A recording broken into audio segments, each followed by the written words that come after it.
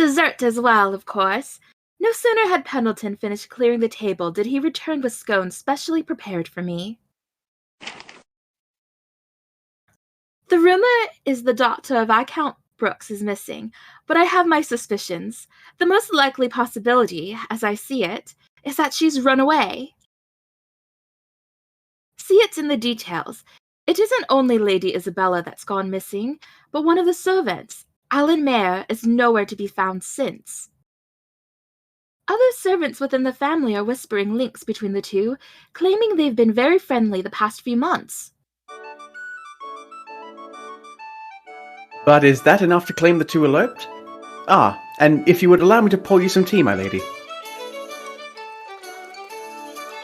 I resumed with reading the paper as Pendleton served me his finest. Wonderful, Pendleton!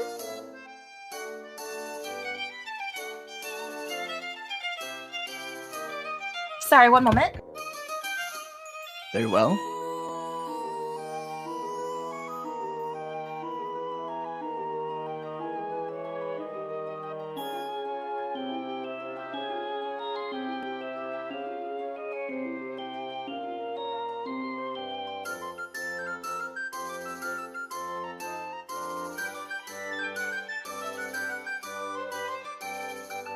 What perfection! Modest as my sips were, each one invigorated me to my toes. I loved everything he prepared for me, but there is nothing better for my spirit than his tea. It could be they struggled with the difference in their social classes. You might understand this Alan's position. Have you ever experienced a similar love, Pendleton? Excuse me? Have you struggled with love for one above your class? I shared the exact page I was reading. Pendleton's reaction was, well, it was unexpected to me, one that was difficult to put into words. You aren't suggesting that I may harbor, well, thoughts for you as a woman? What? It was so oddly inquired that it took a moment to understand what made the question an uncomfortable one. Did he think I was asking if I was a candidate for his affections?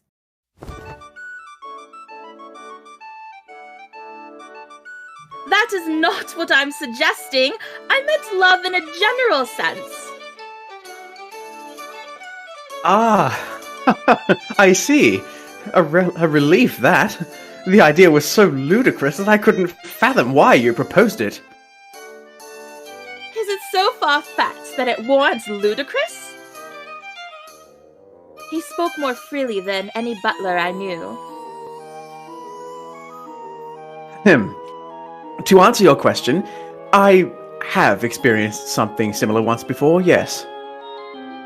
This woman was indeed out of my reach, but I loved her with all my heart. Loved her, you say? A wariness struck me. Somewhere within, for the murkiest of it all was indistinct, was a glimpse of a Pendleton I had never met. Very rare were the times he stood so close whilst his mind roamed outside my reach.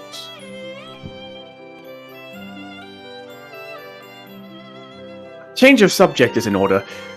You remember what day of the week it is, Yet it was, as noted, but a glimpse. His stateliness returned by a single breath and a broad smile. That is an abrupt change, and of course I do. It's Sunday. Correct. And, of course, what must be done on Sundays? Did I make arrangements? Nothing comes to mind.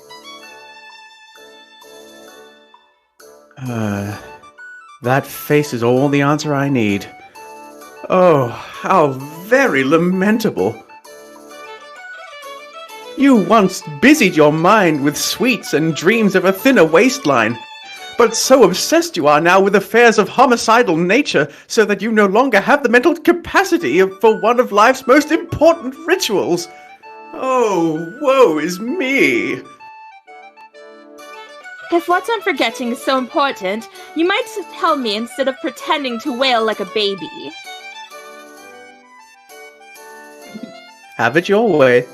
This baby wails because you forget morning mass. Mass? Oh dear. How could I? Sunday church was a large part of my routine, and part of my routine it would remain. Had my life had become so full of late that even faith was shelved to the back of my mind? That is important. How terrible of me.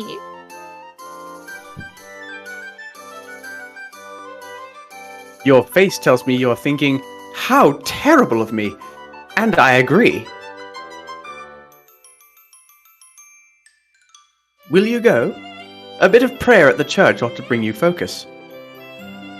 That it would. Much more than staying cooped up here for the day, certainly. We didn't have lessons on weekends, and so it became a weekly battle to rouse myself from bed before the temptation to do nothing possessed me. The weather today was exceptional, and it would have been a waste to spend the day indoors in favor of bed sheets and slumberland. We arrived at St. James Church. Watson and Holmes were both in attendance.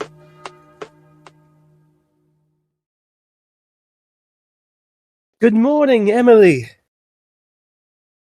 Good day to you both. And to you. It feels strange to run into you somewhere other than school. Does it? Suppose now you mention it, we've never met this early on a Sunday. What difference does it make? We didn't come here to stand outside. In we go. Yes, since barking orders is plenty more effective than a polite ask. Holmes, as he so often appeared, was in a tender mood that few would chance to remedy. This morning I wondered if he were especially sensitive, for his eyes were squinted from beneath with puffiness and over from his lids, not unlike the way one copes from an unbearable headache. Held on sleep as you are. No one else knows but me. I'll kill you to say please. Why? Do you feel well, Holmes? Like a real bench winner. Now, can we please go in? Would you step to the side, budding doctor? Marple, how long have you been here? From when you said, "Good morning, Emily," or so. It's the very first thing I said. Marple next turned from Watson to me. Pleasant morning to you, Emily. And to you as well, Marple. She greeted with composure. Watson stood behind her, wearing an expression that was desperate to speak whilst left speechless. I'm never quite sure if they get on well or not. But what chance that we all met here, had no plan secured later, and seeing them presented a number of wonderful ideas. I could have marched back home, head held high, knowing religious requirements had been done, and that I remained a well-to-do believer. But where would the fun be in that? I had to make use of the occasion. A thought. What if we enjoyed our afternoon tea together? You're such a dear, Holmes. I'll bring you some delicious sweets next time. There's no time like the present. Watson? Holmes?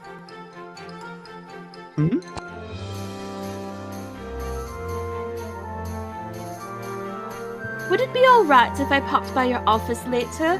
Or we could walk together after the service is over? Of course it'd be alright. Be happy to have you. We could not. Watson, you can't decide on your own.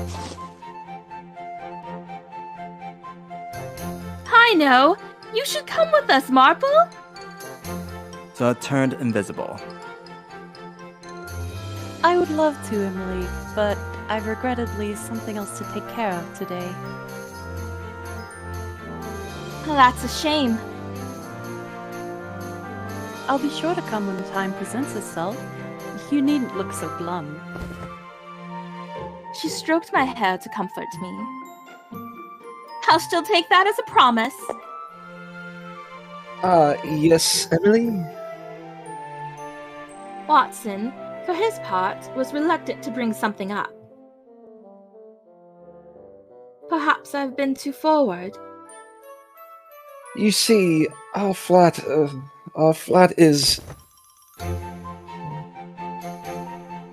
Have you your own matters to take care of? If the timing is inconvenient, I quite understand. No, nothing at the moment. I'm more worried that the place is, not tidy. It's a real mess, if I'm honest. Hope that won't be a bother to you. It's not a bother. I'm sure you're making it worse than it is. Oh, I wish that was true. It was in the Baker Street office when I finally knew what Watson meant. Watson darted into one room, arms straining to carry a mass of books which had been previously scattered about this way and that. Straight after he darted out again, this time collecting a mountain of clothes and other misplaced knickknacks along the way. It wasn't cleaning. It was shuffling from one incorrect place to another temporary or very permanent incorrect place. I should have come at another time. Was I pleased to have been invited? Absolutely. And once I arrived, did this change to a despondent hunch that I may be in the way? Most assuredly. As I stood and ready to excuse myself with a curtsy, Holmes entered with a tea set on a tray. I went to the trouble of making this for you, Miss Whiteley, so you had best drink it. Thank you. I took a small sip. It's delicious! Of course it is. I brewed it. Oh, Holmes, would you pour me a cup? I'm not going to the effort of pouring a cup that will soon find itself all over the floor. Make your own. A little pity for me. Not for a simp. Just then, we were interrupted by a knock at the door. Yes, who is it? Were you expecting a visitor? No one. I can only assume they must be here to give us work. I do apologize for the mess. Please, right this way. Watson escorted the woman inside. I would at first glance and, in simple terms, describe her as a middle-aged woman on the cusp of being referred to as elderly. The poor woman is terribly off color. It's Madame Janet.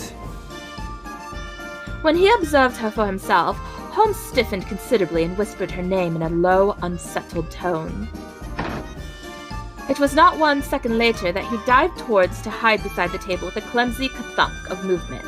A clumsy maneuver on his part, strange in general by anyone's review, but made stranger from a man like Holmes. What's wrong, Do not speak my name. Holmes' glowering proved ineffective when paired with panic. That woman is the wife of Duke Alex Janet. He died of a heart attack last month. Excuse me. I just remembered something that needs my immediate attention. The boy detective continued with his bizarre behavior. It was first the table, next a sprint to the wall, after this slithering that fooled no one, and finally a gallop through the door frame for his final escape. Wait! Oh! Hush! Holmes was a man of stern glares, and the intensity of the one he sent to Watson was historical. Oh, by the way, Holmes. What? It wouldn't do for me to be getting in the way while you have a client here. I shall take my leave and return home at once. See you in class tomorrow. What's going on? This is your home! He ignored Watson's cries to stop and raced through the back entrance without further discussion. Nothing more could be done.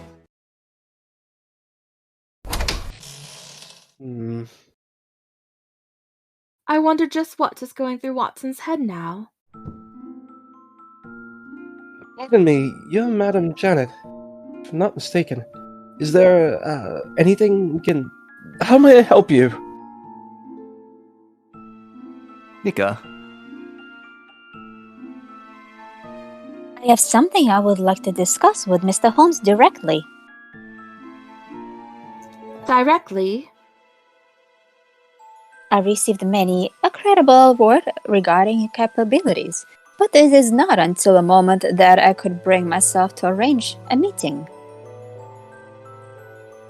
I am to leave London tomorrow evening, and naturally my mansion will not be under an eye during my away meeting in my last chance to request this help and put a word at rest. As it stands,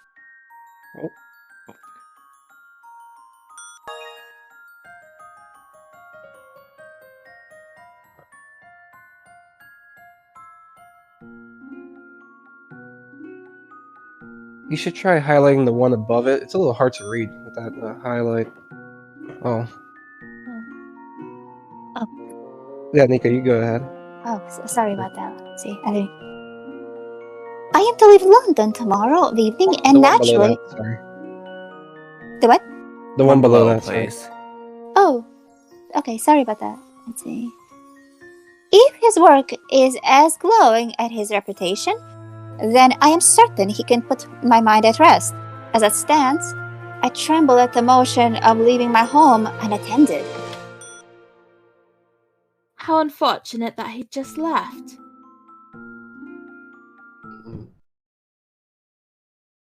Upon her final desperate plea, Watson righted his shoulders and lifted his chin to assume an aura of confidence. Whatever he was to say, he wished for it to be a bold declaration. Ray, I would hear more details, Madam Janet.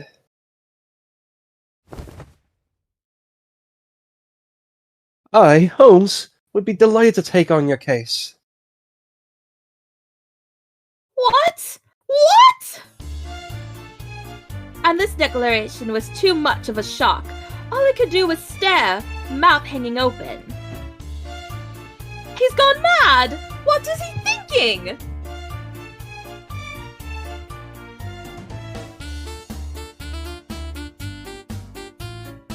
Hi, you're Mr. Holmes. Do forgive me for not realizing sooner.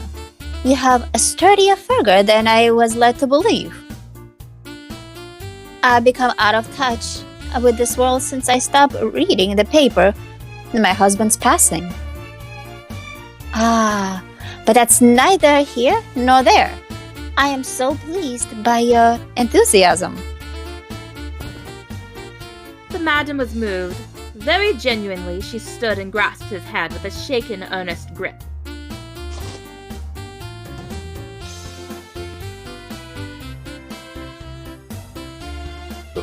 Well, why don't we get comfortable here? And you start from the beginning. It was only after he gently broke free of this that she indicated to a chair in the room.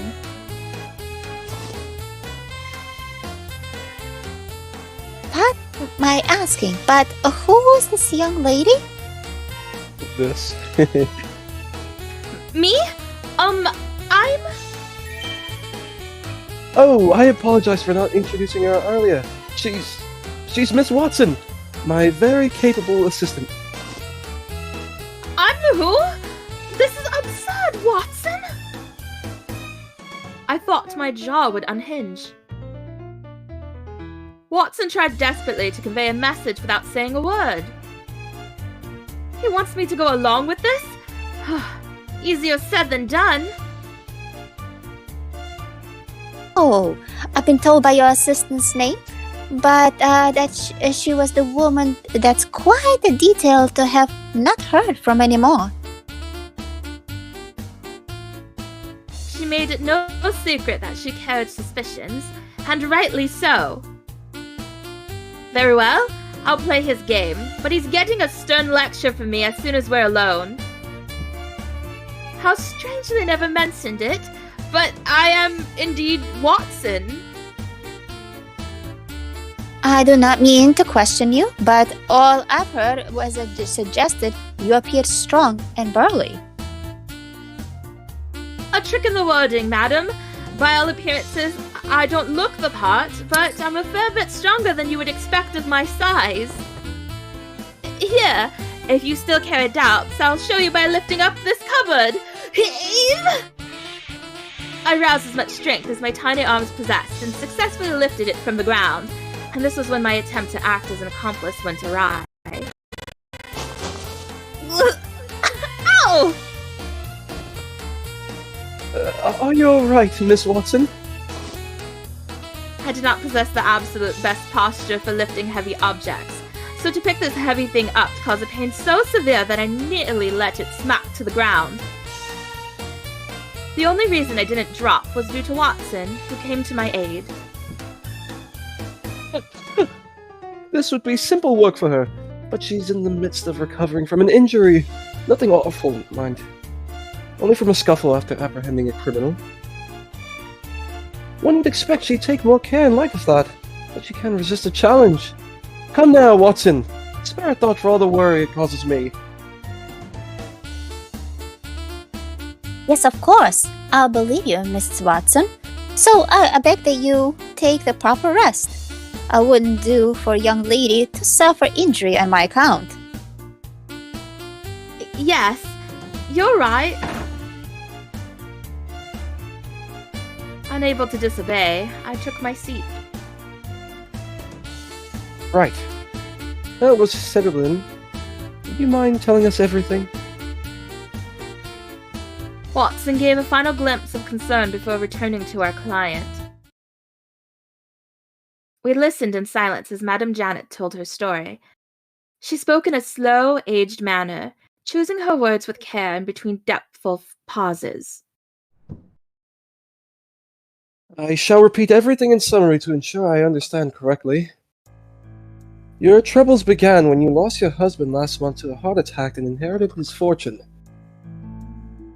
Since then, strange happenings have occurred one after the other. Your butler was injured by a snake raised at the mansion. One of your maids collapsed from illness. And you were pushed down a staircase during a trip to London the fortnight previously.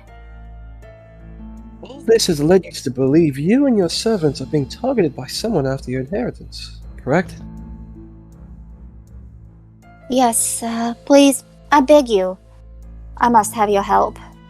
If I were the only victim, I must continue to remain ignorant. But I cannot bear to see those around me suffer.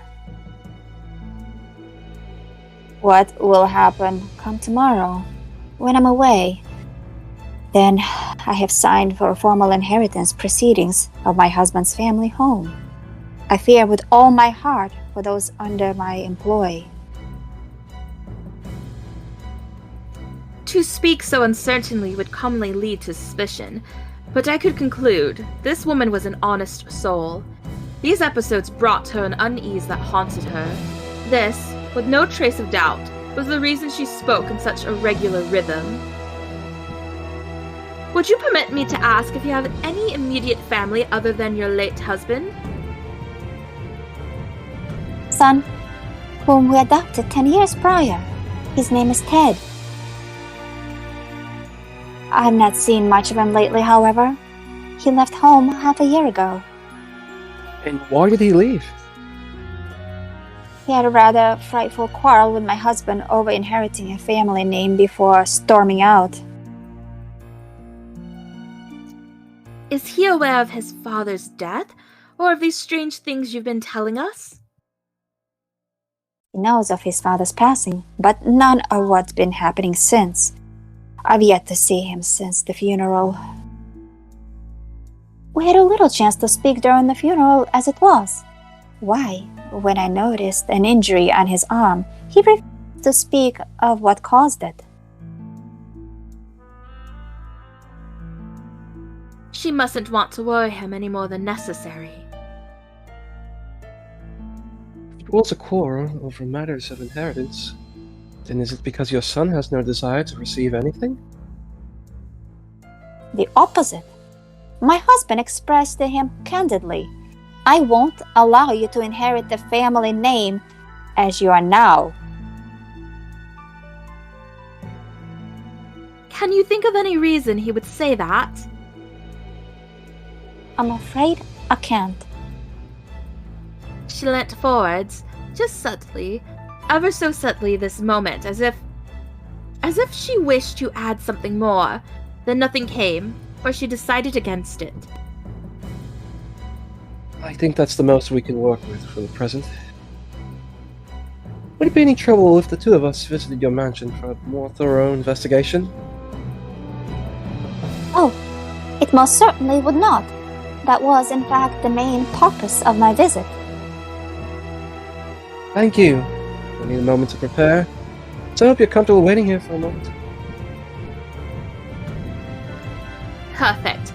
Now to sort out this higgledy-piggledy name business. I scrambled after Watson as he stepped into the next room.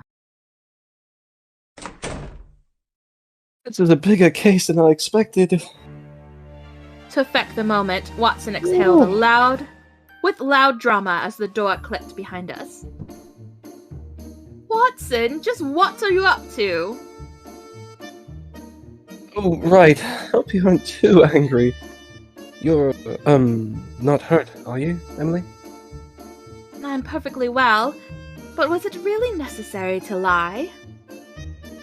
I wouldn't have if I hadn't heard out Holmes first. Madame Janet's mansion is well known for being full of animals. Why I had to go to a place like that?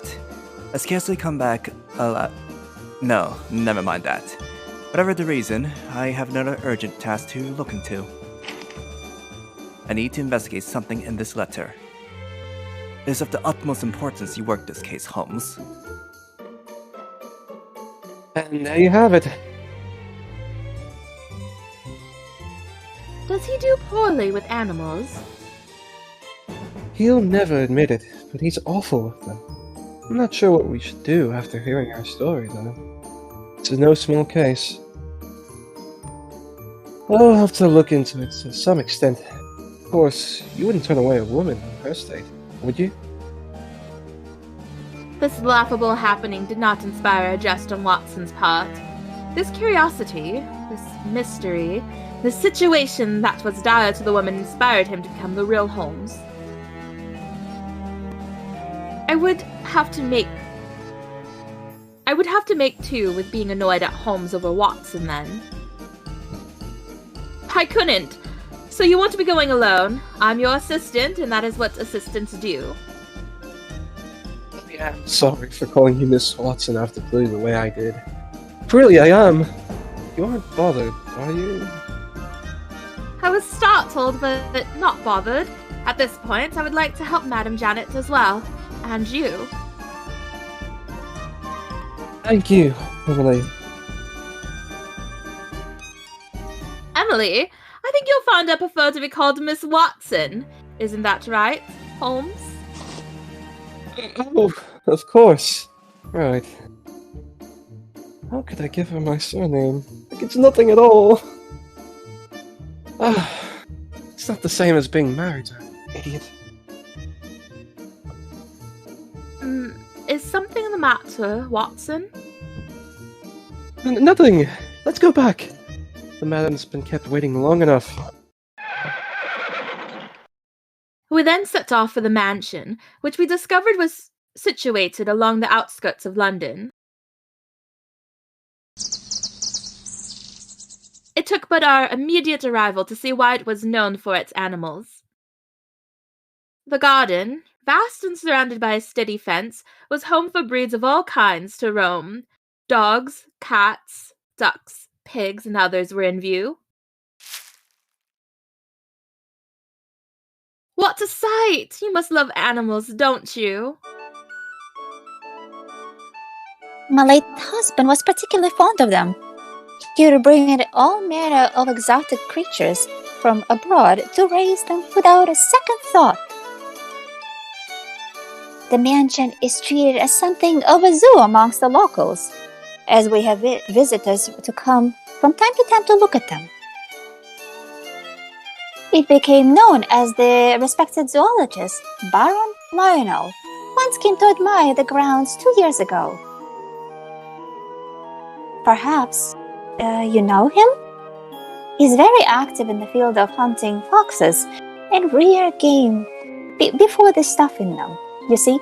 But he appeared most impressed by our collection. I'd love to see more of... Oh. I'd love to see some of the more exotic ones if I could. What is it, Holmes? Well, this bloke, fellow, has been following me since we stepped in. Behind Watson was a stunning jet black horse. Well, he's always been reluctant to approach anyone who wasn't my husband. You must play with animals. I've been known to attract them, yes. My husband loved smoking, so that he had his pipe lighted within his house, a carriage, or anywhere else, except in front of this very horse. That's quite a bond he must have had. A real task it is to separate a smoking man from his pipe. Watson motioned to stroke the horse in a way that said he had done so 1,000 times before. The horse in turn lowered its head and appeared all too pleased with the attention. Aw, look at how much he's enjoying himself.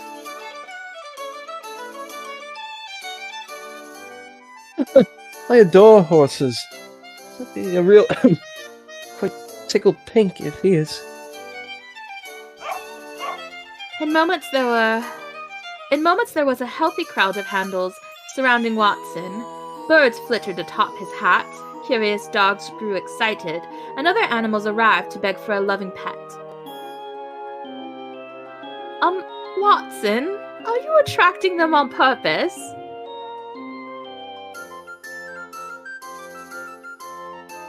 She did say her husband loved them, didn't she?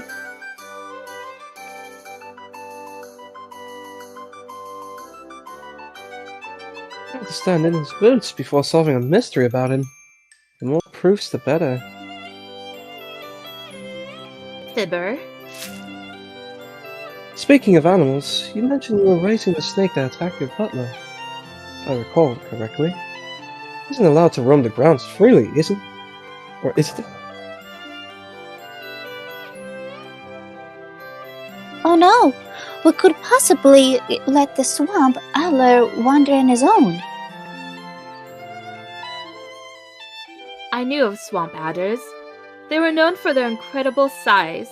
Reports had measured them to be up to 190 centimeters in length. Oh, to see a snake so massive in person! I lack the imagination for it, but the venom they produce must be potent. Did your butler recover? By God's grace, yes.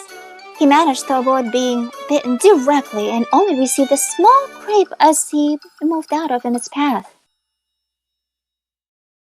I'm so relieved he wasn't hurt. It was only because of,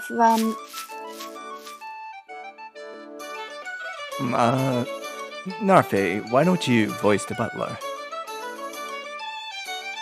Welcome home, madame. What's this? I was under the impression that you'd gone to enlist the help of a detective, not the Pied Piper. The number of animals gaily trailing behind Watson increased by the minute. Why, you are a character, Mr. Holmes. You flatter me. There wasn't any need to come all the way out here to welcome me, what? Perhaps so, but I happen to be returning from the stable. I I wish to introduce you a lot. The butler I spoke of earlier. He has been working for us longer than any other. But this is a famed detective, Sherlock Holmes, and his assistant, Miss Watson. They came all the way from London's heart, after the hearing of the story. Is that so? Then I'll show you to the mansion. Right this way. He's an unusually gruff butler. Forgive him. He isn't an especially friendly man on the surface, but you will not find a man more kind or diligent. My husband trusted him wholly. Oh, there's nothing to forgive. I knew he was a good man.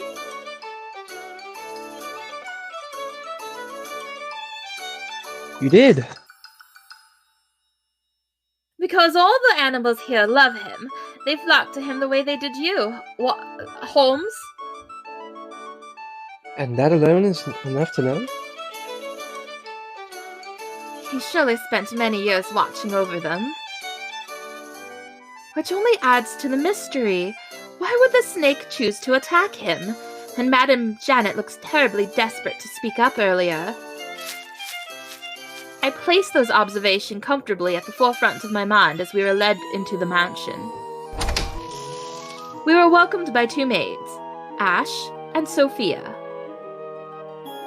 Ashe, Sophia, and Lot were the only three servants who lived with the madam. When we consider how the culprit has been targeting you, it's likely they're lurking either here or nearby. If we have your blessing, we'll survey the mansion for clues of any kind. By all means.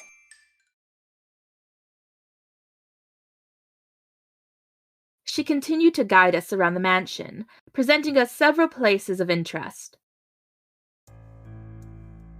We explored the garden, the attic, the servants' quarters, but they lacked evidence of any kind. Not so much as a stray hair out of place. It was all too perfect. I don't see anything that would show they came from the outside. Oh! Watson tripped over a table. A vase set on top of it tipped violently downwards. Oh no! I was able to catch it just before it hit the ground. My heart was seized first with the rush of the unexpected, then seized again with the purge of a rush having come to pass. God, it would have been awful had it broken. Are you hurt? No, I'm alright. I'm so sorry, but you go to all this trouble and I almost break your vase. Please, don't concern yourself. Madame Janet went to Watson's side in concern, but in my alertness did I suspect something wasn't right. Are you all right, madam? You've looked rather short of breath since our arrival. I was correct. Madam! What? She collapsed. It was Watson who went to her, then the other way around, and as he did, he very carefully raised her, arm supporting her whole back. He took to examining her as a doctor would. What's happened, madam? Lot's voice trembled from the sight. He had extended his arms as she fell like Watson, but was just shy of meeting her. Breathing is shallow and her heartbeat is rapid, but it's her color that concerns me. It looks far too poor for this to be a simple respiratory disorder. We must take her to her room at once. Lead the way. The butler waited for Watson to cradle the madam in his arms before showing him to her bedroom for rest. I followed.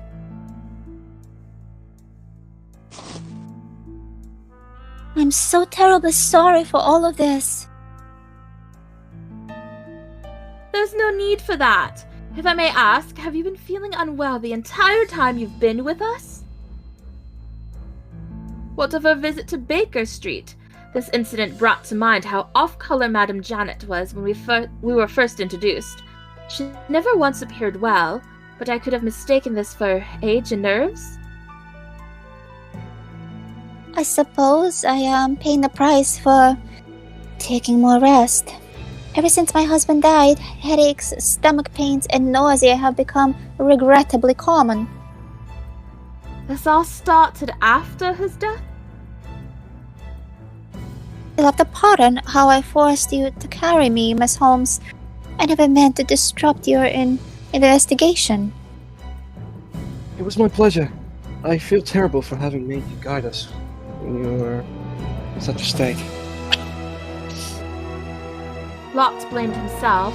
I could see it in how he clenched his fist, not out of rage, but to contain a guilt that festered beneath the flesh. I could never fault you when I said nothing. To guide you was the least I could do. If only I could do more. It was the same time Ashe collapsed, Al. And when I was pushed down on the stairs, Sophia had to save me. All I could do was panic. And how terrible that I hadn't finished showing you the mansion. So long as you find them agreeable, Lot, Sophia, and Ashe shall finish in my stead. I trust them with my life. They will, without a doubt, provide you with all the assistance you might need. We retired from the bedroom in order for the madam to rest. Places we had left were the kitchen and her husband's study, I think.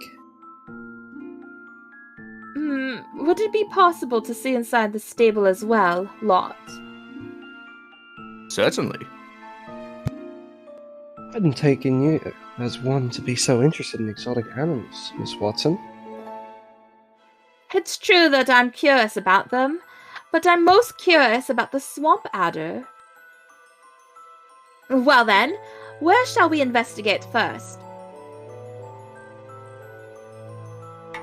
If it's no trouble, I want to visit a few places. I'd like to check the stable. Could you show us inside the stable, then? Lot was the one to oblige and guide us. I trust you do well with animals, Miss Watson? Absolutely, I do. Holmes and I love them. You have no reason to worry. But I do. Think before you speak, Watson. Sorry, slip of the tongue. We arrived and Lot led us inside.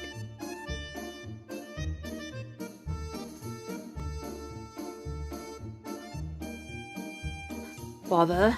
I was prepared for snakes, but never a tiger. It would have been wise to ask what was in here before coming. This is incredible! Never thought I'd live to see a Bengal tiger in person. Really, thank you so much for letting us come in here. When I was a boy, I always dreamed of being able to ride on the back of one of these. I'm relieved you gave up on that dream before you were eaten. This trip proved particularly darling to Watson, whose own smile expanded hopelessly upon every new creature for whom he could shower with affection. I'm pleased that you're enjoying the tour.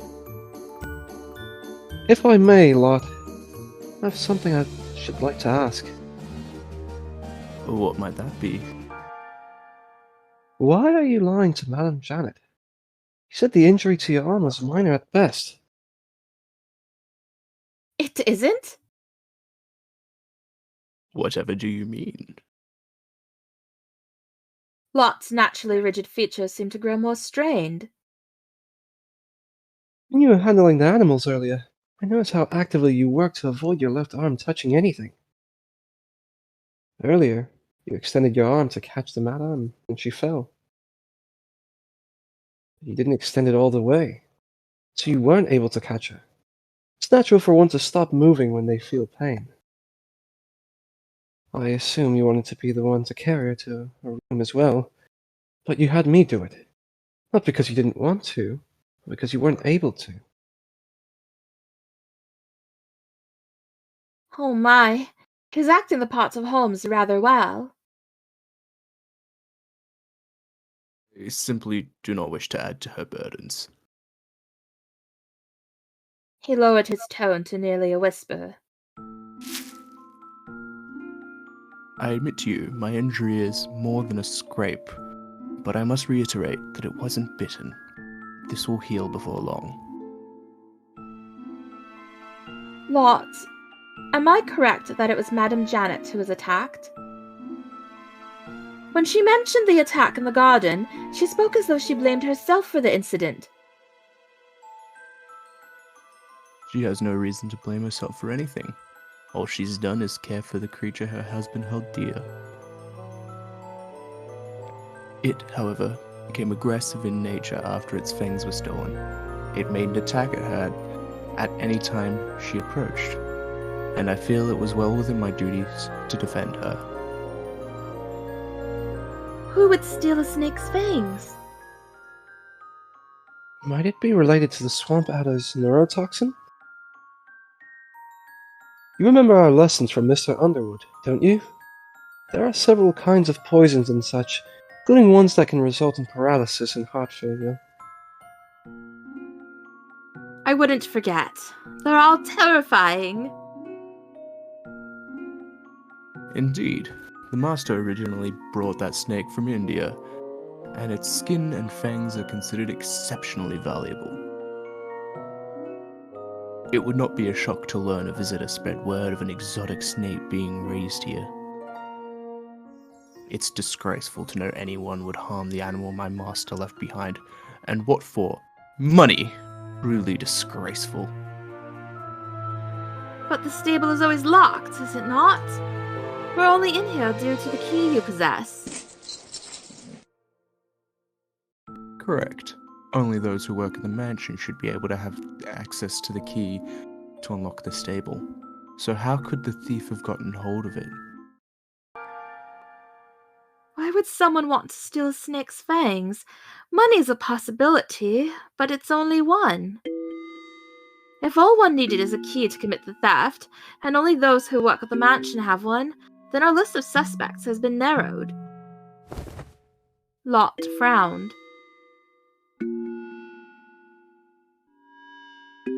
I suggested to Madame Jeanette that we might consult with her son regarding this issue. Yet she did not want to cause him any undue worry and refused to entertain the idea. He would want to know, I imagine. He's already lost his father. Watson remained deep in thought. Let's have a look at somewhere else. Right. We left the stable to continue our work. If it's no trouble, I want to visit a few places. Let's check out the study next. Might we see the master's study, then? Ashe was the one to oblige and guide us. It's very tidy in here, isn't it? Calais? The master did all of his work here. Since his passing, the madam has asked to be the sole person to clean this room. She must miss him sorely. I agree. They were a truly darling couple. The only issue they never saw eye to eye on was in regards to their son, Ted. Was this a dispute on if he should inherit the family name? Or was it more to do with his education? I beg that you not breathe a word of this to anyone, as I would be speaking out of turn.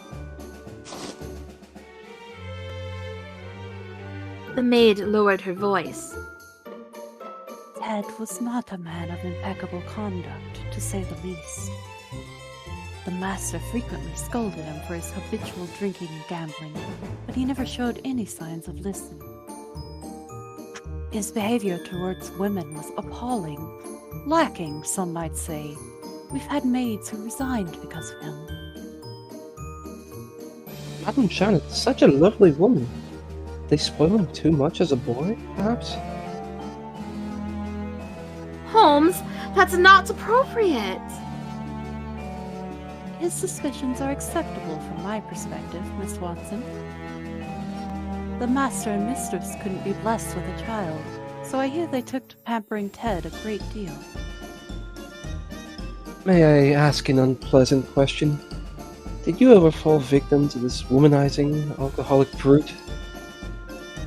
Holmes, that may be a perfectly accurate description, but it's not one you should be using here. Have more tact. What? And how shall I describe him? One might also think of him as a enthusiast. Sort of gambling and alcoholic enthusiast, yes. But to call a man an enthusiast of woman seems less tactful to me.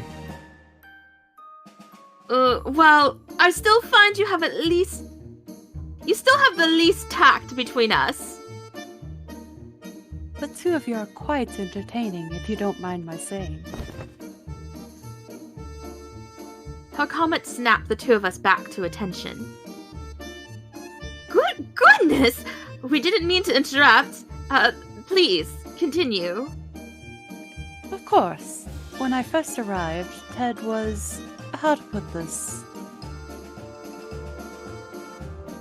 The way in which she cast her eyes downwards, reluctant to finish her sentence, perhaps told me more than if she had spoken the whole truth. He appeared to be seeing Sophia, so he showed no particular interest in me. Yeah, they're lovers. Yes, their relationship continued right until they left the mansion half a year ago. I can only assume it's ended, since she is here and he is long gone. It must have been hard on her. That's simply how love is. No matter how powerful a bond two people share, with enough time and distance, that bond can fade to be as though it were never there at all. Ashe was content to have a cynical view of romance. Surely, it isn't always like that. Wouldn't you prefer to treasure those memories of someone you loved? You speak like a man when a mystery needs solving. But I see you are still a boy where matters of the heart are concerned. Hmm? What do you mean? We heard of your recent collapse of illness. Are you well now? I couldn't take seeing the conversation take any more strange turns. Very. I did suffer from headaches, stomach pains, and nausea for a time, but I feel right as rain now. She sensed unease and smiled kindly to reassure us. Headaches, stomach pains, and nausea. Her symptoms matched that of Madame Janet's. Madam once requested I clean the study in her place upon her own illness. It was an honor to have been asked, but then I, too, grew ill before I could complete my work. What shame as a maid! Do you see those damp patches on the wall? I wish to be rid of them, but here they remain. They looked worse after it rained the day before. It is not uncommon for such patches to appear, for the mansion is older than it looks, but that doesn't make me any more fond of seeing them. Ah, then the soul causes rainwater? I focused on the walls when an apt question came to mind. I wonder, why is the wallpaper in this room different? It's a beautiful emerald and much more pretty than the beige in the other rooms. You're right. This was Sophia and Lot's idea. The madam spends many hours here to give her mind peace. They thought it would be a way to help lift her spirits after her loss. Again, a sense of inadequacy burns within. Excuse me.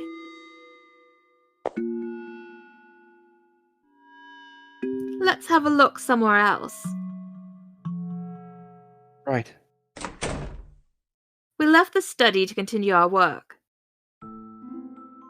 If it's no trouble, I want to visit the kitchen. Perhaps we could see the kitchen? Sophia was the one to oblige and guide us. Nika. Here we are.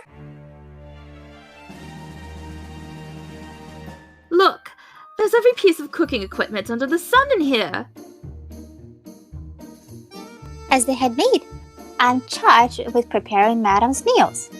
These are simply the tools I need for my job. Have you been working here for long? 2 years, I suppose. I was appointed as the head maid roughly 6 months ago.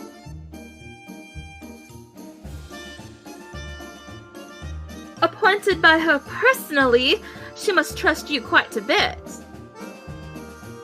Oh, I wouldn't presume that. Lots of much more dependable than I am. Whenever His Grace went, he went take Lot with him. He had so wished to accompany him the day of the heart attack. The atmosphere around the woman darkened. From what I've been made aware, it was very sudden. Aboard a cab when he was on his way home. It was one of a few times Lot hadn't accompanied him due to illness. He blames himself for not being there. Couldn't predict a heart attack. Did the master suffer from a chronic disease? None. He was a heavy smoker who loved his pipe, but he never suffered from a disease of any kind. And the cause of his heart attack is unknown? Excuse me? I feel as though I should have said nothing. All I did was dampen your spirits. Don't be. We appreciate you talking to us. Do you, prepare all the meals in the mansion yourself? I do. Ashe is the one who sets the table and takes the food out. Mine? It's impressive how you handle the cooking in addition to your regular cleaning duties. You remind me of my family's butler. Thank you very much. Although... Sophia raised an eyebrow in suspicion. Be impolite for me to ask if you live in a mansion of your own, if you have a butler. I've been under the impression you were Miss Holmes' assistant. Well, that's, I've got a question. You helped the madam when she was pushed down the stairs a fortnight ago, correct? Watson stepped in to help after he noticed my fumbling and fidgeting. Good show, real Watson. Did you happen to see the face of the one who pushed her? Sadly, I did not. I was so focused on assisting her that I never looked her in the face. I only recall her being a slender woman. Oh, so she was slender. Will you make a note of it, Miss Watson? Absolutely, Holmes. I'm such a fool. That could have been much worse had Watson not stepped in.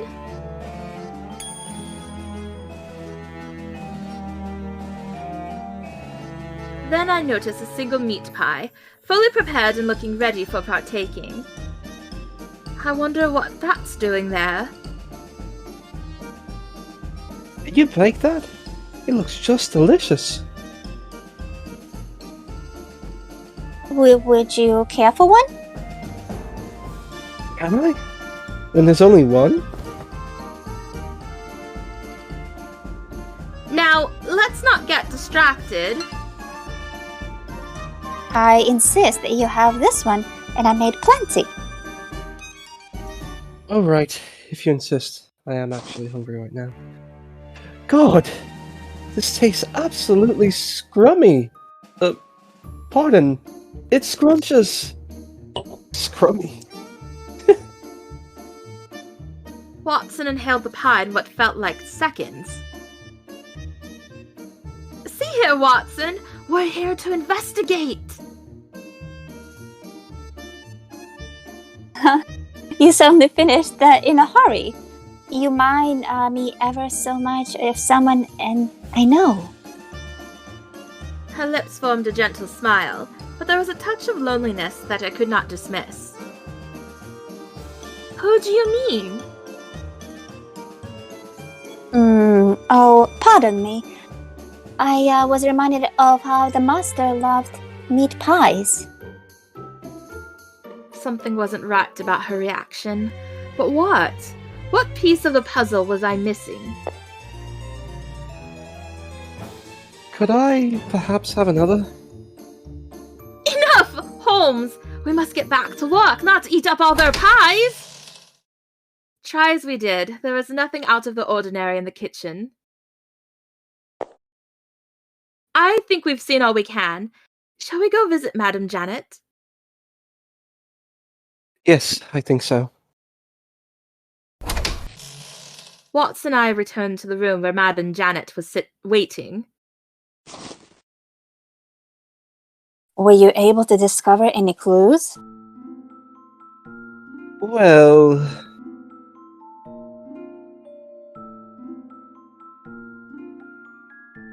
Watson took no effort to cloak his discomfort. Or it was more accurate to say he was simply not very good at hiding his emotions. When she tried to look at him in the eyes, he avoided her. If it's all right, I have a few questions upon our investigation. I was uncertain, but it was prudent to follow through with the many questions swirling about in my mind from our investigation.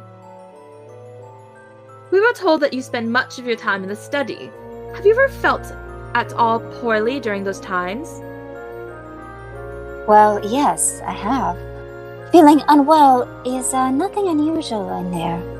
I did find that all of my symptoms grew worse on rainy days and the day after. Thank you.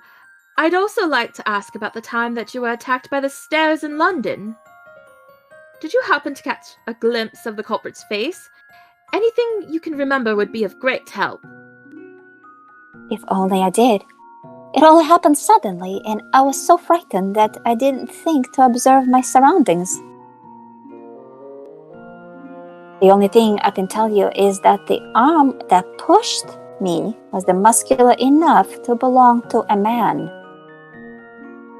Madame Janet hung her head apologetically. It was muscular? I was able to grasp the nearby handrail and avoid a complete fall, but all Sophia not come to my aid. That may have been addicted well for me. I owe more than I can say to the people around me, to Sophia and to Lot. God has blessed me with the most wonderful servants. I consider them all my family. That is why it pains me so much to know I must leave them to the mansion tomorrow. I know I've asked plenty at this point, but may I ask one last question? Certainly.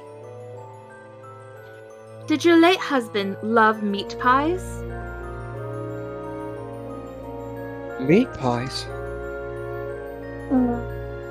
I cannot say he disliked them, but he wasn't a fan of them as such.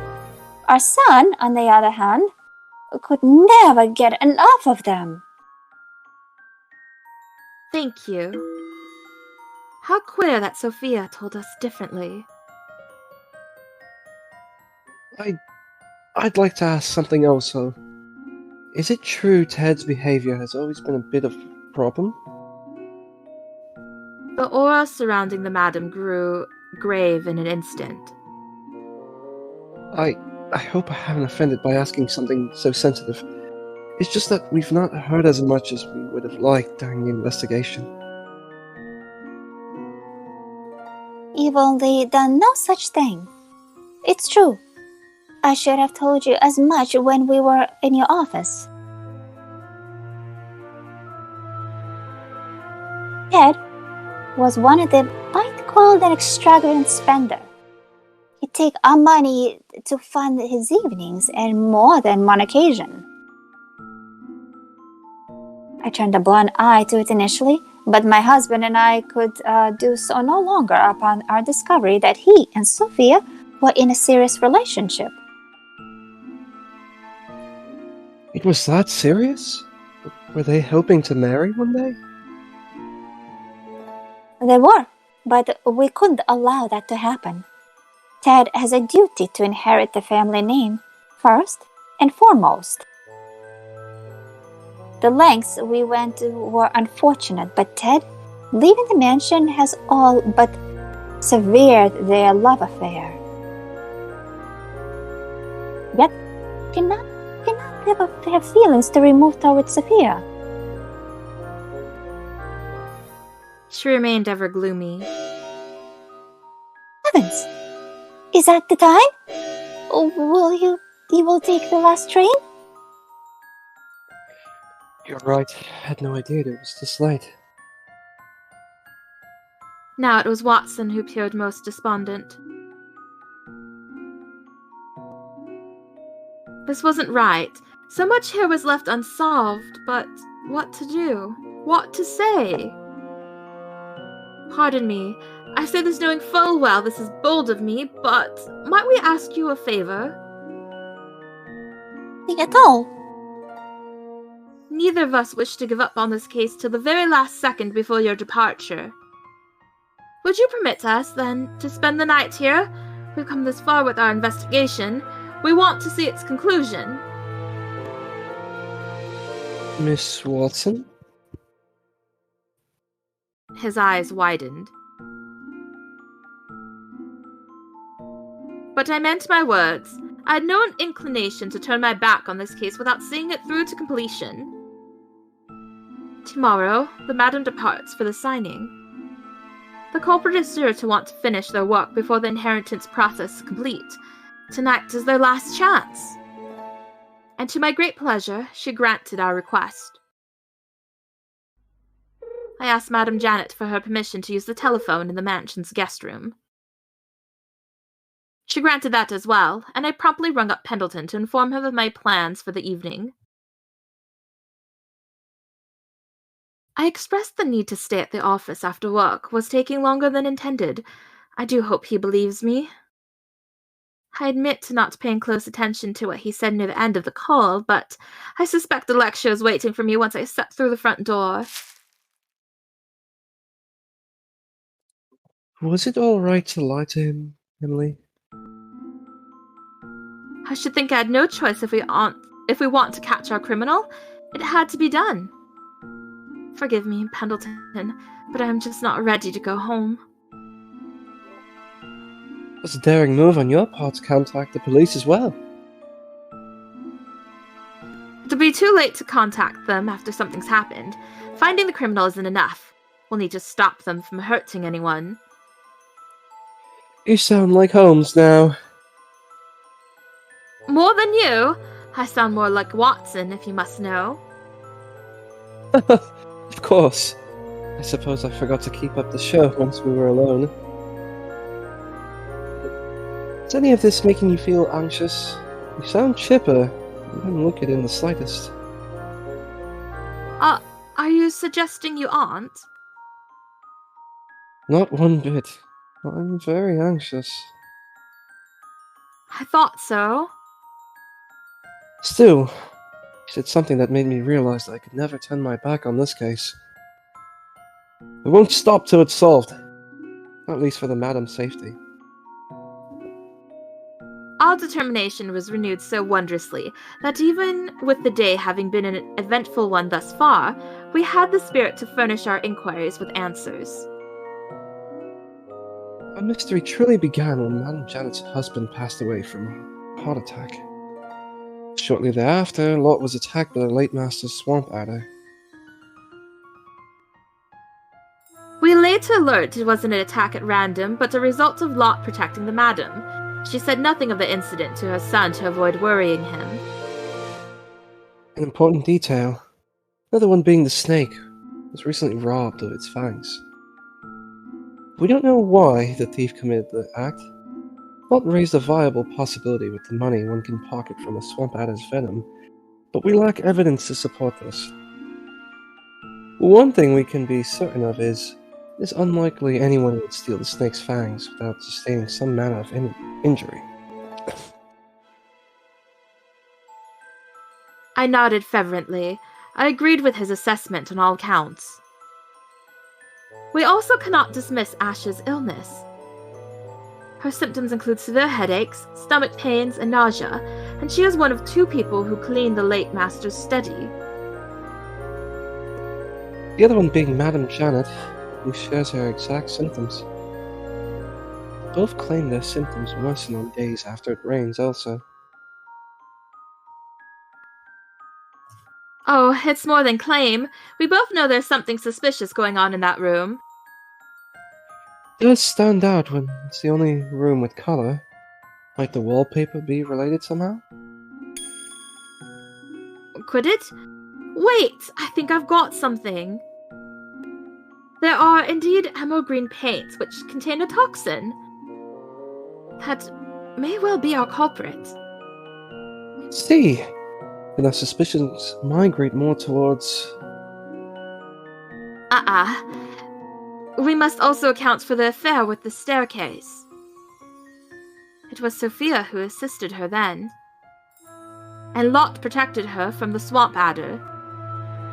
If one of her servants were targeting her, would they go out of their way to help her when she was in need? True enough. Facts as we know it are stranger still. Madame Janet described the culprit's musculature, never used that word before, to be that of a man's. You remember, it is completely at odds with Sophia's testimony in which she recalls a slender woman. If the difference was slight, I would think nothing of it. Not here. Could one of them have lied? There's a chance, I suppose. Another thing that strikes me is how there's been no evidence of a break-in over the course of our inspection. Nothing was amiss in the study outside of the wallpaper. And recall, of course, that only those within the mansion have access to the stable. Who amongst those with access would target her?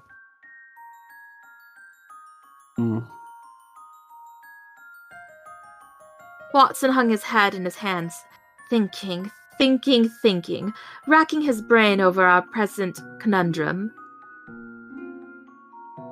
Not one of the servants has an obvious motive. None of them relate to the inheritance issue. The one who does is Ted. Wouldn't he have the most to gain? He's next in line to claim the family fortune. If it's a matter of the inheritance, then he would, yes, but he's been absent for half a year. Or has he? What if the culprit is connected to him? Listen, Watson. Though there was some hesitation lurking, I opened my mouth to speak. I have an idea. Will you hear it? What do you have in mind?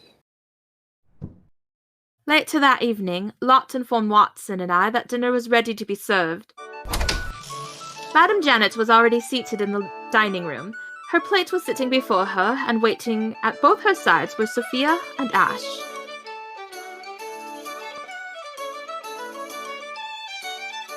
It is an honor to have you join us, Ashe. So set their plates. With pleasure. You'd like for me to help? You're gone out of your way to let us stay, so it's the least I can do. Oh, but we couldn't allow guests to help. That just won't do. Nonsense. We weren't invited the same as a common guest. Barged in, more like. Please. You may wish to take a bit more care with the madam soup, or it shall... Oops. Holmes, you could stand to listen. I'm so sorry. This was meant to be for you, wasn't it? Let me take yours, then. Please, madam, take mine. Thank you, but I don't mind at first. Oh, Holmes, you must show better form in the future.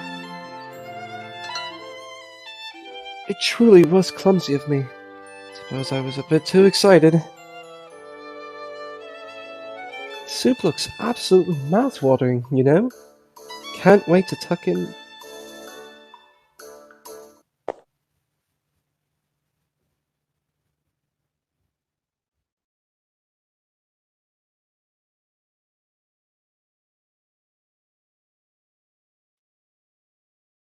Nika.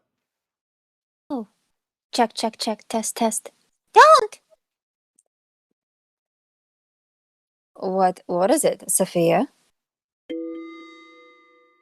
Right when Watson placed the spoon to his lips, Sophia cried so sharply that it stopped all movement in the room. There she stood, body trembling as one did from a fiercely cold draught, arms wrapped around her chest in self-embrace. Her eyes, meanwhile, were only part of her that was steady. She focused with a horror-stricken expression at Watson's soup bowl. Beg pardon, but would everyone here take a moment to indulge Miss Watson and I? That includes you, Sophia. In the beginning, we thought the culprit behind the strange happenings since the late master's death was someone from outside the mansion. But we thought wrong. It was, we conclude, the work of someone inside the mansion. Someone in this very room found it was to their benefit for you, madame, and your husband to be gone. This someone motioned to commit the first of several crimes by murdering your husband under the guise of a mere heart attack. That can be true. Madame Janet gasped in disbelief.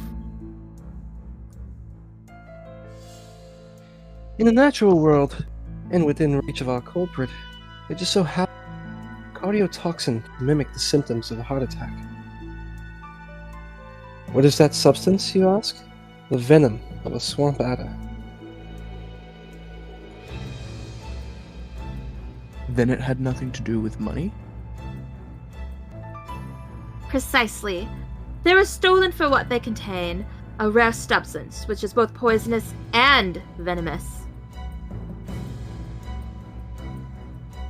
It was known the master was an avid smoker, so they used this fact to lace his pipe with the toxin. He needed to only ingest the smallest amount once he put the pipe to his mouth for the symptoms to make themselves known and cause his death. Next, we have the maps of both Madame Janet and Ashe experiencing health problems within the mansion's walls.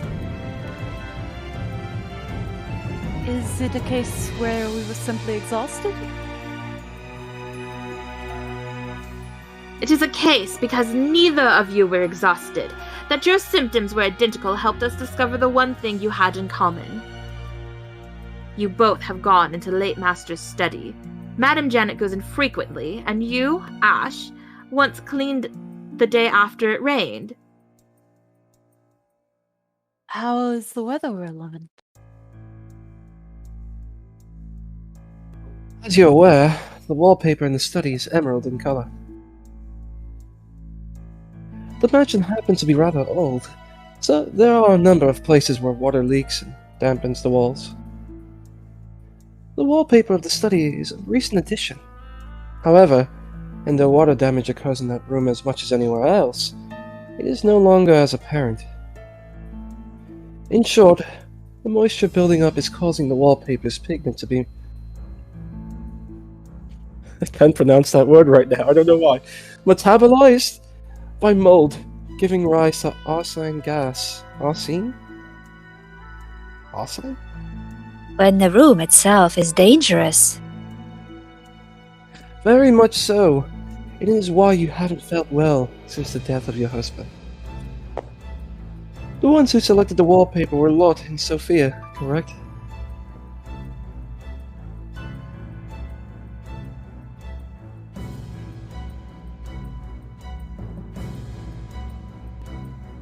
Yes, that's correct. This narrowed down our list of suspects to one of you. We first considered you were acting in cooperation, but dismissed it upon further investigation. That left us with only one person. Take that! Okay, I had to do that. You, Sophia. Sophia? You think I'm the culprit? Sophia's voice was strained, her skin pulled back like yawn on the verge of unraveling. Why suspect me of a lot? He's far more... You are aware of when Lot was attacked. I am? The only reason he was attacked at all was because he protected the madam. He did so whilst unaware that the Swamp Adder's fangs had been removed. You see, he was prepared to die if it meant her life would be spared. Now, why would he do such a thing if he meant her harm? The only answer is, he wouldn't. She is dear to him. There's more to it than that, of course. You reported to us that the person who pushed Madame Jeanette was a slender woman. This could not be further from the victim's own reports of having been pushed by a muscular man. There must have been some sort of mistake. Mistake? We aren't mistaken. A mistake would mean the madam's memory was faulty, but we've concluded the event as she tells it to be accurate. You're lying to us, Sophia, in order to protect another.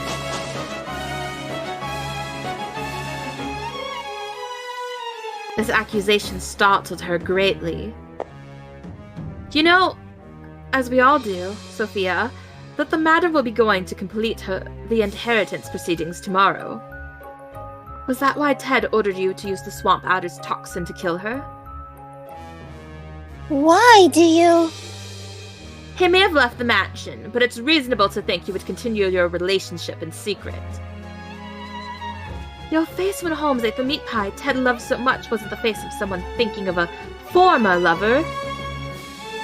If we're to position him as the one who attempted murder on his own mother, then the reason you lied to us becomes clear. You tried to stamp out his involvement, even if it placed you in the line of suspicion.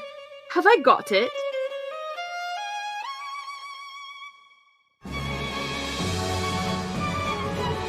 Sophia, please tell me you aren't so intimate with Ted. Is it true? I thought you parted ways when he left. Unfortunately for you, that didn't happen. We're still very much in love. The ease at which Sophia's tone shifted was unsettling. Her quiet despair was no more, with each new word sharp as a kitchen knife and darkly energized by a presence which felt long restrained. Sophia! If it weren't for your detectives... She'd been boring a hole in the floor, but in another unsettling shift, she raised her head and extended her arm to me rapidly. If you hadn't come... Eek!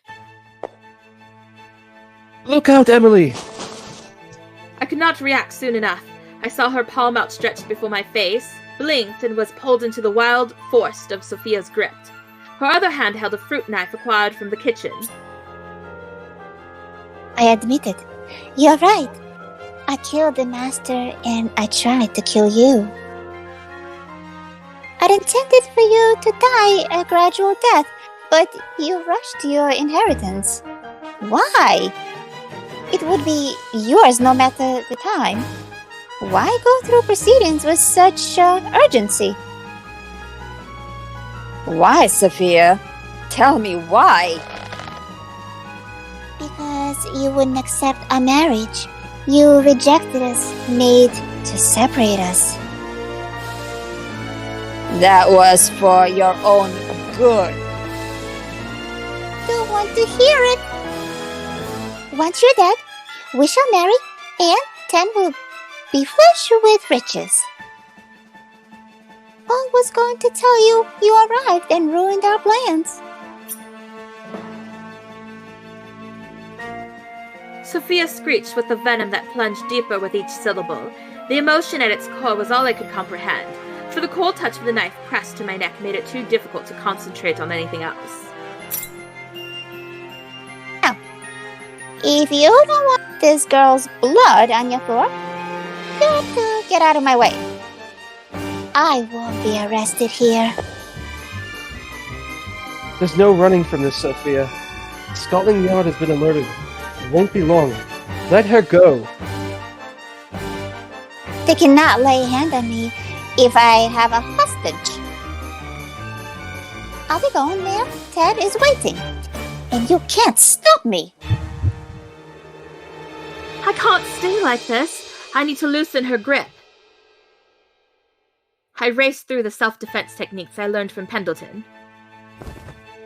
Then Watson's frantic glance met mine.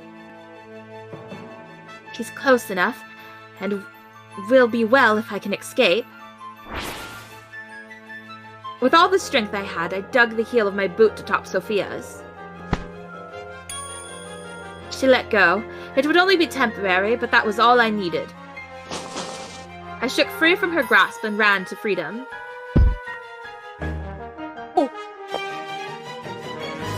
Stay still. Watson twisted her arm upwards. The knife clattered upon hitting the floor. A woman of Sophia's side would never be able to break free from Watson's strength. At last, relief came to me, as it did us all. But relief was premature.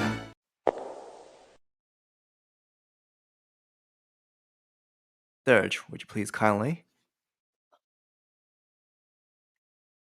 Jesus, is this why you're so late to contact me? You are a pitiful excuse for a woman, Sophia.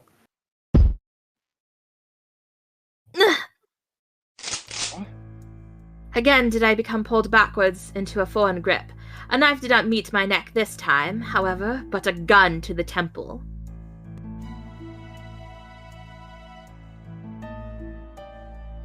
Ted, why are you... Why? You still not cottoned on, mother? I am the one pulling the strings, and yes, all for the money. Ted's smile grew more twisted. I was close enough to catch the haze of alcohol lining his breath. I never intended to have her help me. But then I had to botch pulling the fangs out of that damned snake. His confession did little when the proofs were apparent, and his arm wrapped in a bandage was enough to award him guilt. Can't very well do this... excuse me. Can't very well do my dirty work with this now, can I? And I would do it all again with pride. Anything to reach a happily ever after. You made a plot to kill your parents and manipulate your lover into becoming a murderer for money? You're twisted. No. You're completely insane. I don't care much of what you think, detective. Just get on with it. Give me the woman.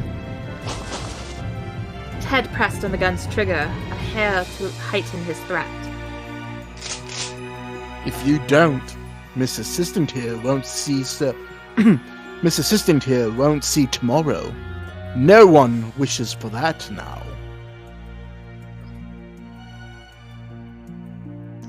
I'd gone from imprisonment to freedom to imprisonment in short order, bound against my will by weapons both sharp and explosive in nature. My stomach could not take more of this. It was plummeting and rising to my throat at once. My circumstances were now Sophia's in that I could not wrestle free from a man's grip, and yet our captors made all the difference in our fear. I mustn't do anything reckless, but then what is mindful against a gun? Watson could not have appeared more pained. With reluctance, he let Sophia go free. Oh, Ted, you don't know how I've missed you. Come, we must be quick with our escape. Sophia rushed to her lover's side. There was purity in her then, with eyes made moist as she waited to receive a reward for her complete devotion, an embrace, a kiss, to flee into the night to where they could love one another openly, and to where their titles were husband and wife. Of course, I'll be getting out of here. But not you. You'll only leave once the yard has you in handcuffs.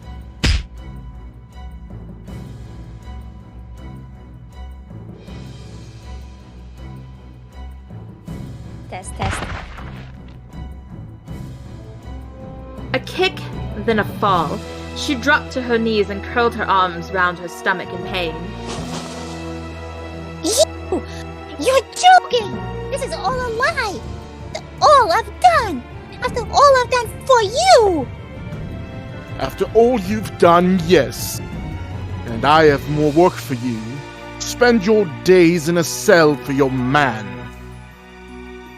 The world will know you as a serial murderer after I put a bullet in every soul here. You truly are the worst excuse of a man. Say whatever you like. I know what I want, and I want booze. I want to gamble. I want whores. You can't! Ted, why? Ted? How could you do this? You might try to keep that mouth of yours shut, Mother. I'm not above killing family first.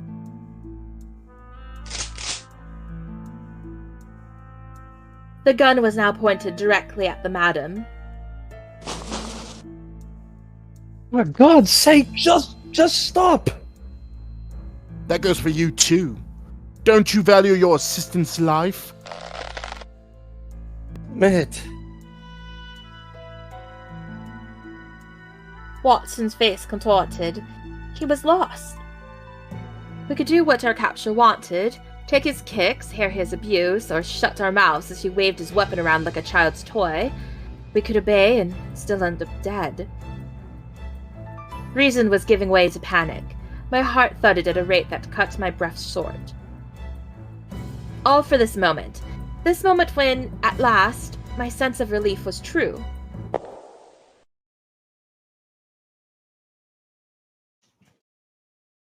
I knew something was I amiss. knew something. Wait, who do you Yeah, think it's this Pendleton. is? Pendleton? Okay, yeah. I think it might be Pendleton, yeah. Oh yeah, because they did call him. I knew something was amiss upon that telephone call. You are ever the master at stirring up mischief, my lady. A welcoming and familiar voice, though not even raised, had overtaken the room.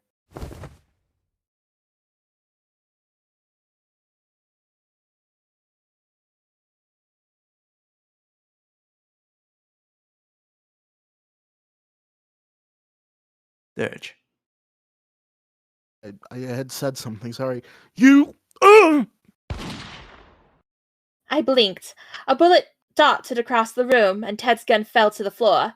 The clattering sound was drowned out by a string of obscene oaths from the man. Who in God's name are you? Do pardon me if I sound curt, but I've no interest in humouring your questions presently. Are you hurt, my lady? Go! Pendleton had no interest in letting the man sit comfortably either. He had little patience for anyone who thought to place me in harm's way. The butler swiftly approached. He presented a fist to the gut, then another, and another until the gut was weakened with pain and the burly hand that held me loosened. Pendleton!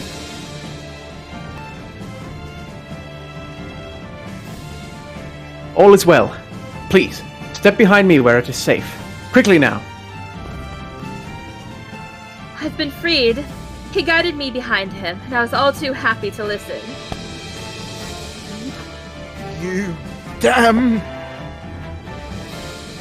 Don't move!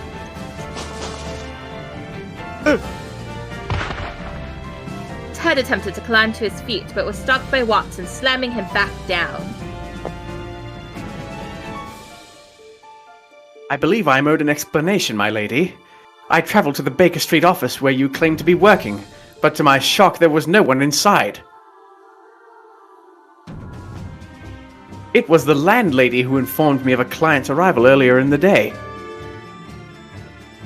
I come to this client's home to fetch you, and what should I find but you held at gunpoint? I was certainly not prepared for this. Well... Pendleton had such an aura of intimidation that I could not respond.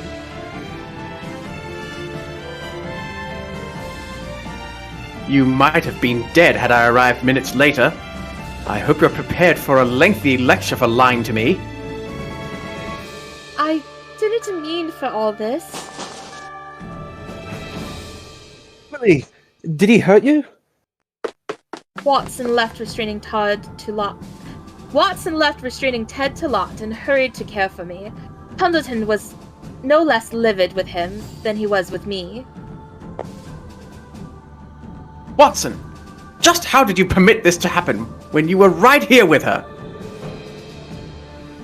What made you think to put her in harm's way? There was a raging tremor, however small, to the butler's voice that was similar to a pot close to boiling over. Sir, I'm... He could not come up with a proper response before Scotland Yard barreled down the entrance.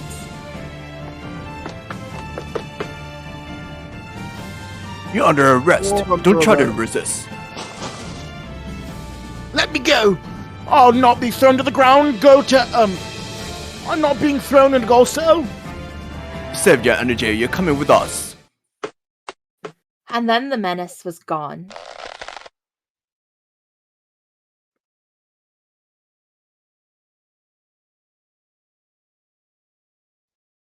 This can't be. No. All I've done. And for what? Sophia? I've had enough. Clenched within the woman's white-knuckled fingers was the very knife she had previously held to my neck. Sophia! She now held it against her own. No! Don't do that! Stay away, my lady. I took the first step towards her before Pendleton forced me to stay behind him. I wish to die. There's no point of my going on. Don't be a fool.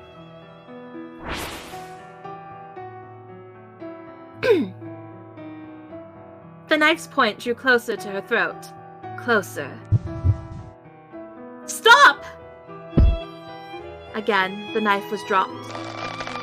Before she could harm herself, Watson seized her arm and effortlessly kept all resistance from her at bay. Oh, let me have it! Let me die! That's not going to happen. Ah! I won't forgive you for what you've done. Ever. But I can't sit and watch a person die if I can stop it. I don't have the stomach to see that happen. This is to help you sleep at night. Don't twist my words.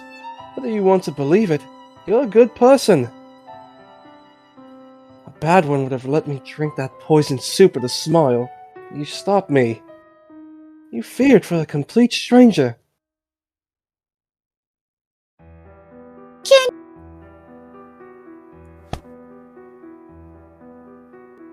His appeal left her without strength in her legs.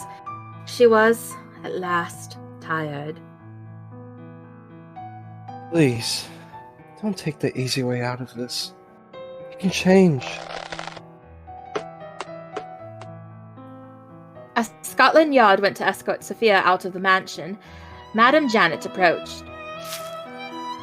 Sophia, let me tell you how very sorry I am. For what? Why? My husband and I are the driving force behind your actions. We had every hope our son would mend his ways, but it wasn't meant to be. All we did brought you suffering. Sorry, and thank you. Madame Janet gently placed a hand on Sophia's shoulder. For all his flaws, he's still our son. Thank you for loving him. Madam? I hope you choose someone worthy of your love next time. She did not say goodbye. The madam followed Sophia's last steps, observed her whimpering and sobbing until she was no longer to be seen. Thank you both. You solved the mystery that plagued our household and more. I could not be more grateful for your work you've put in this case. The madam was sincere, which, I don't know why, it provided me no comfort. How could I, when this woman suffered all this loss, all this heartbreak within a month's time? The final request.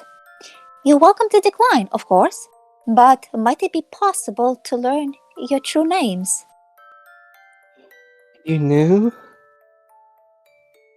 My, when did you notice? I had a feeling something wasn't quite right from the start. You always had a stiffness about you when addressing one another. I hope we caused you no distress. Our intention was never to deceive you. The two of us went straight into a string of apologies, turning them out one after another as though we couldn't get them out fast enough. Oh, you didn't prepare all of this. I should simply like to know your names after all you've done. I will never forget the heart with which you approached this case. My name is William H. Watson.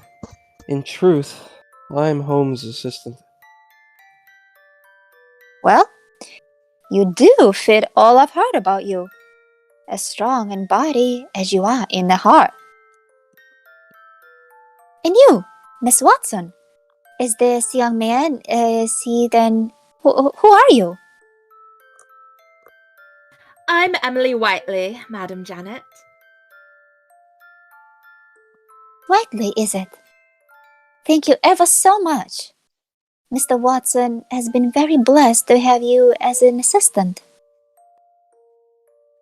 I have. She's more than I deserve. Really. Watson? He laughed in a weak, sheepish manner. And it spread to me. A small chuckle turned into a series of chuckles between us. Our work was done. The culprit had been caught, and we could finally laugh at our poor performances as Mr. Holmes and Mrs. Watson.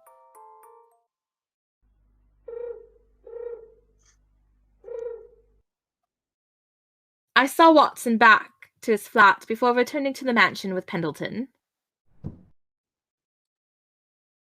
My lady, I dearly hope you will pardon the many things I wish to ask regarding today's events. Consider them pardoned. First, no. I've changed my mind. That you weren't injured, and Watson's desperate apologies in the carriage are enough to spare you a lecture this evening. I will let you off easy. You're to not step outside this mansion for anything other than lessons for 1 week, during which you will be occupied with a series of special tasks provided by me. What? Pendleton poured me a cup of tea. As always, both man and drink were perfection. I accepted my tea with grace as I waited for him to elaborate.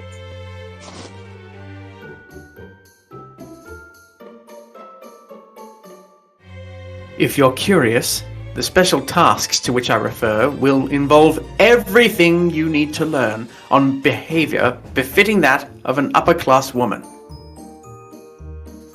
No effort will be spared to that end. Are you prepared?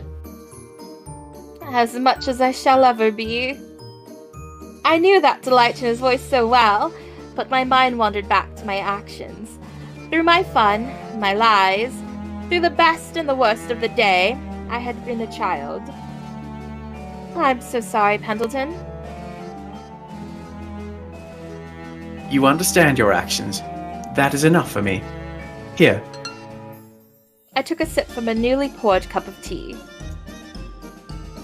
It's unimaginable to me how love can become so destructive. That love could be so dark brought to mind the case with Elisa.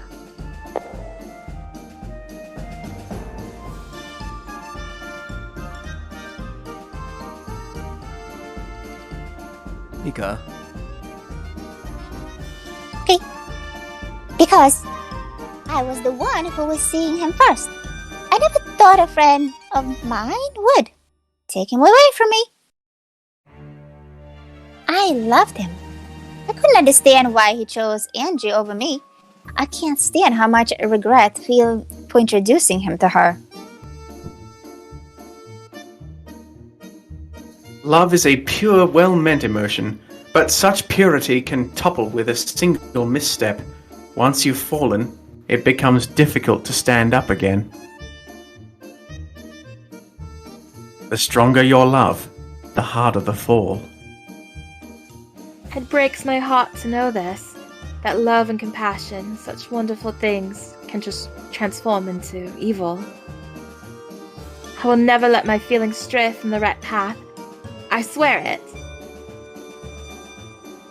I believe you. Through whatever challenges you face, you will persevere. But for now, you need only to enjoy your tea and indulge in a good night's sleep. Thank you. I will.